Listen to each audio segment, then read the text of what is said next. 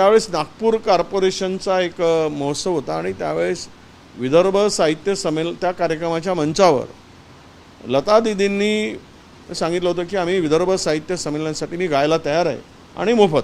त्यामुळे यांनी तयारी केली आणि मग त्यांनी संपर्क केला तारीख ठरल्याप्रमाणे. तर तिकडून निरोप आला की आम्हाला पंचतारांकित हॉटेलमध्ये आमची सोय करा, आमच्या वाद्य जे संच आहेत त्यांनाही पैसे द्यावे लागतील आणि स्पेशल फ्लाईट करावं लागेल. तर यांना साधारणतः किती खर्च येईल त्यावेळेस सांगितलं गेलं की ते 22 लाख रुपये खर्च येईल. मग सगळ्यांची तयारी झाली की नाही लता दीदींचा कार्यक्रम होतोच आहे तर 22 लाख रुपये आपण देऊया. आणि त्यांनी मग तो चेक देण्याची तयारी दर्शवली. त्यावेळेस त्या तिकडनं हृदयनाथ मंगेशकरांनी यावेळेस सांगितलं की तुम्ही जे पैसे देताय ते आम्हाला चेकनी नको आहे, तर आम्हाला कॅशनी द्या.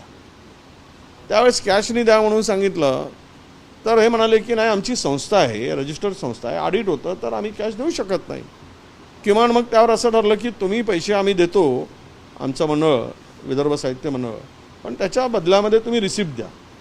ते मानायला तयार नव्हते. मग त्यावेळेस लता दीदीशी संपर्क केला गेला आणि लता दीदींनी सांगितलं की असं असं आहे. लता दीदीनं विचारलं गेलं. ते म्हणले की तुमचं तुम्ही बघा, पण ते हृदयनाथजी बाळा म्हणतायत, त्याला बाळा म्हणायची लता बाळा म्हणतायत त्या पद्धतीनं ते करा. त्यावेळेस तो कार्यक्रम रद्द करावा लागला. ती वस्तुस्थिती आहे. म्हणजे पैशाशिवाय आम्ही गाणार नाही हा त्यातला उद्देश होता.